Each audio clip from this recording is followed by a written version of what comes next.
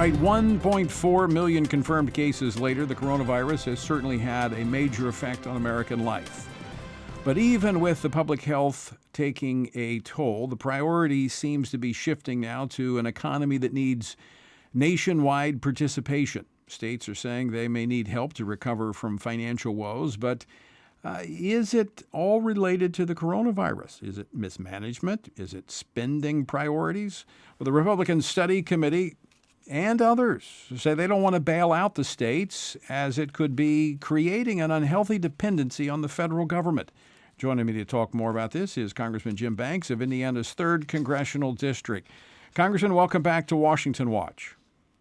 Hey, Tony, good to be with you. Well, this is no longer, just theoretical, because Nancy Pelosi now has introduced yet another bill. This is the 5th, I believe, in the series of coronavirus-related bills, a $3 trillion bill. As I said, nearly a third of that being earmarked for state and local governments. Good idea, bad idea? Well, Tony, there's so much about this bill that makes it a non-starter for most House conservatives, if not every Republican in the House.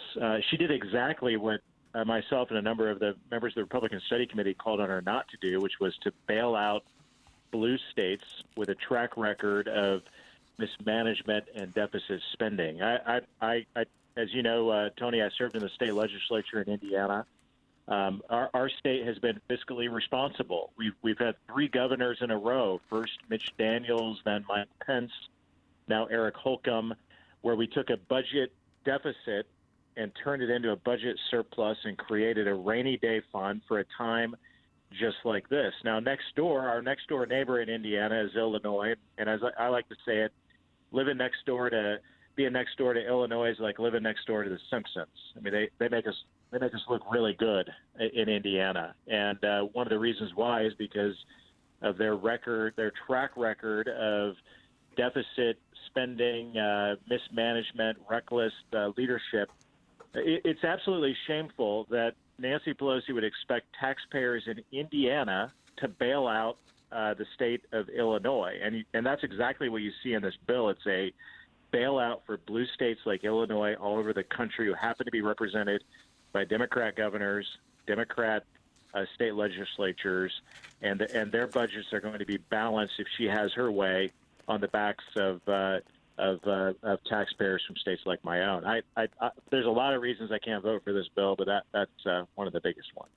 You also point out in a letter that was signed by several of you and your colleagues, you sent a letter to the House and Senate leadership, and you point out that, in essence, this subsidizes bad behavior. I'll just use those words. It's not exactly what you said. I'll quote from the letter. You said that this will send money to states that are overly restrictive in their shutdown orders. These actions have, rightfully so, received scrutiny from the U.S. Attorney General. A bailout of these jurisdictions would only serve to condone these actions and encourage economically oppressive restrictions on American people and businesses. I mean, that's true. You've got, if they feel like the federal government will bail them out, they can continue to exercise this dictatorial power for as long as they want.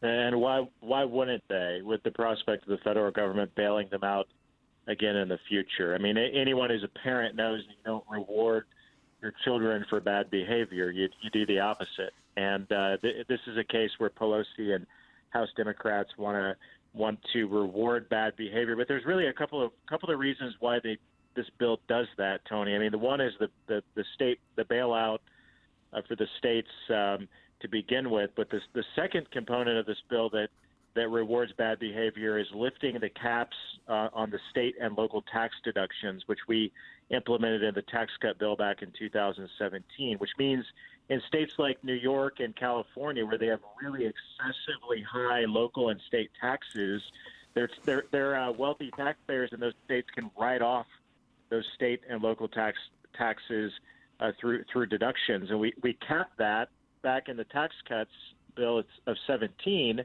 but this bill that Pelosi is putting on the floor on Friday would eliminate those caps and once again reward those states who have higher tax rates, which is another example of them rewarding this bad type of behavior as you've exposed.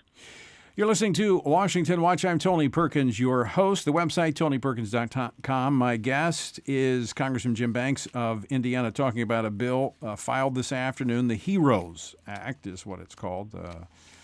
I love the way they pick these names. But Nancy Pelosi filed the bill earlier today, $3 trillion, the fifth in a series of bills dealing with coronavirus. But about a third of this is earmarked for state and local government.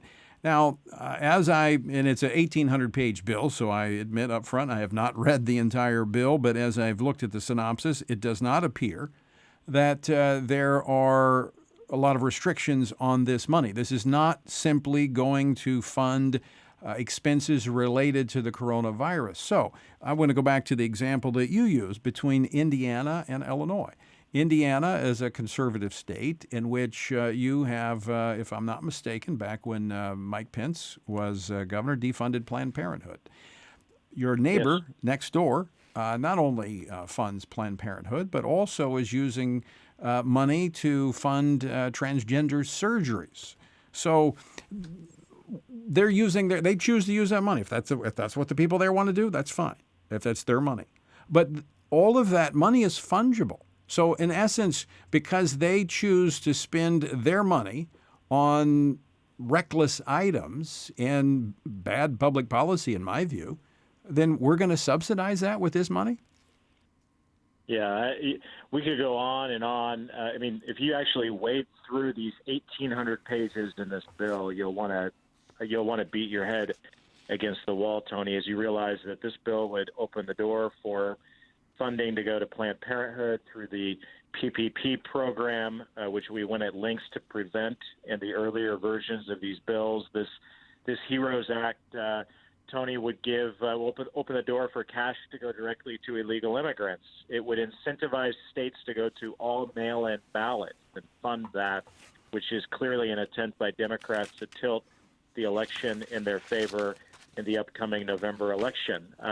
On and on and on. You realize how bad of a bill this would be, not just because of the price tag, but the policies within it. And you quickly realize this has nothing to do with the coronavirus. This is a wish list, grab bag, open door for Democrats to placate their left-wing base. They know that this bill's dead on arrival in the Senate, and there's no way President Trump will sign it.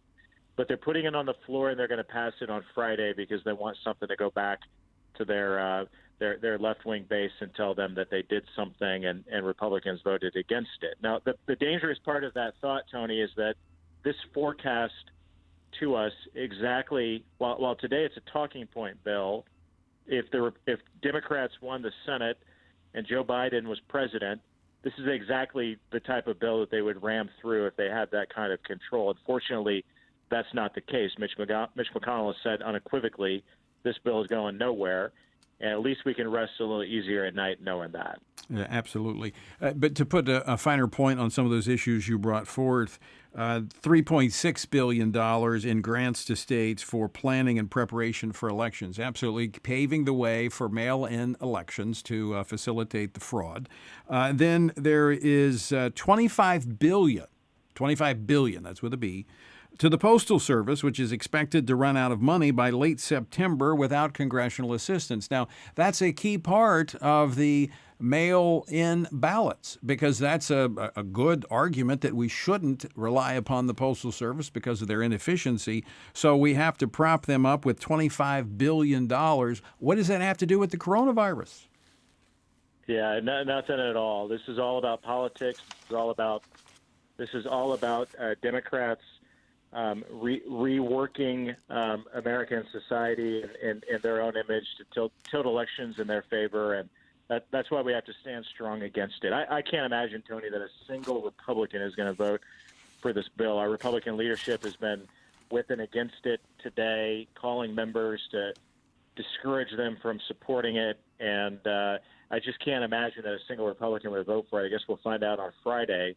But at the end of the day, this is simply a talking point bill for the Democrats, giving them something to placate their supporters on the left. And I'm going to drive to Washington tomorrow to go vote against it. I'm glad Mitch McConnell has already staked out a big no position on it ever moving forward in the Senate. So when will the House reconvene? Well, we get back together on Friday morning, and we'll be voting on the HEROES Act, as we've been talking about. We're also going to be voting on a very dangerous Democrat maneuver in the House to allow for proxy voting, where you can give your vote to another member who can vote on your behalf, which is another opportunity for Democrats to rework the process within the institution of the Congress to give them the benefit and seizing the moment of this coronavirus pandemic to give them advantages in the House process. And we'll be voting.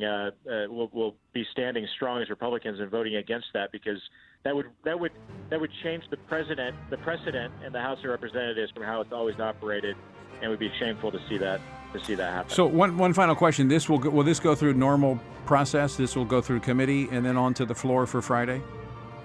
Yeah, Tony, none of it has gone through a committee. No Republican has been consulted on either one of these efforts.